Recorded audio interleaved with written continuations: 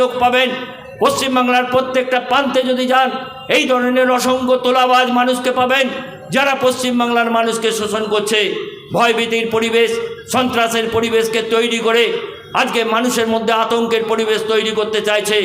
অথচ এই যদি আমরা দেখি যে 13 বছরে তৃণমূল সরকারের আমলে তৃণমূল কংগ্রেস বলছে যে আমরা অনেক কিছু করেছি। আমরা তৃণমূল কংগ্রেসকে প্রশ্ন করতে চাই, 13 বছরে পশ্চিমবাংলায় কটা নতুন কলকারখানা তৈরি করতে পেরেছেন? প্রত্যেক বছর তো আপনি বেঙ্গল সামিট করেন, দেশ বিদেশ থেকে অসংখ্য পুঁজিপতি আসে, আপনি বলেন হাজার হাজার লক্ষ লক্ষ কোটি টাকা পশ্চিমবাংলায় নাকি বিনিয়োগ হবে। আপনি একটি শ্বেতপত্র প্রকাশ করুন, গত 13 বছরে পশ্চিমবাংলায় কটা শিল্প কারখানা তৈরি হয়েছে? এর জবাব নেই। পশ্চিমবঙ্গে 13 বছরে কত বেকার কর্মসংস্থানের সুযোগ আপনি করেছেন? বেকার ছেলের কর্মসংস্থানের সুযোগ তো করতে পারেননি, শুধুমাত্র দুর্নীতির কারণে যারা কর্মসংস্থান, যারা বিভিন্ন কর্মে যুক্ত হয়েছিলেন, আজকে সেই 22,753 জন আজকে অনিশ্চয়তার দিকে চলে গেছে আপনাদের দুর্নীতির কারণে। এই জবাব তো আপনাদের দিতে হবে। তাই আমরা মনে করি এই নির্বাচন আমাদের কাছে রাজনৈতিক সংগ্রাম। আমরা চাই আগামী দিনে আমাদের মানুষের অধিকার, আগামী দিনে আমাদের মানুষের বক্তব্যকে লোকসভার অভ্যন্তরে পৌঁছে দিতে হবে। কারণ লোকসভা নির্বাচন মানে নীতি নির্ধারণের জায়গা।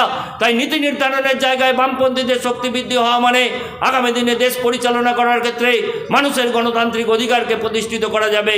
তাই আমরা মনে করি যে অষ্টাদশ লোকসভা নির্বাচন, এই নির্বাচনে আমাদের বর্ধমান দুর্গাপুর লোকসভা কেন্দ্রে বামফ্রন্ট মনোনীত কংগ্রেস সমর্থিত আমাদের প্রার্থী কমরেড সুকৃতি ঘোষাল আছেন।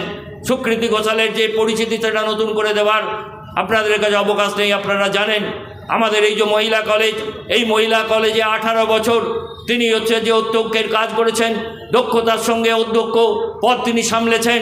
শুধু তাই নয়, আজকে অধ্যাপকদের 65 বছর চাকরি করার সুযোগ আছে, কিন্তু বেকার যুবকদের কাজের ক্ষেত্রকে আরও প্রসারিত করার লক্ষ্যে তিনি 60 বছর পর তিনি স্বেচ্ছায় 5 বছরের চাকরি ছেড়ে দিয়ে তিনি স্বেচ্ছা অবসর নিয়েছেন।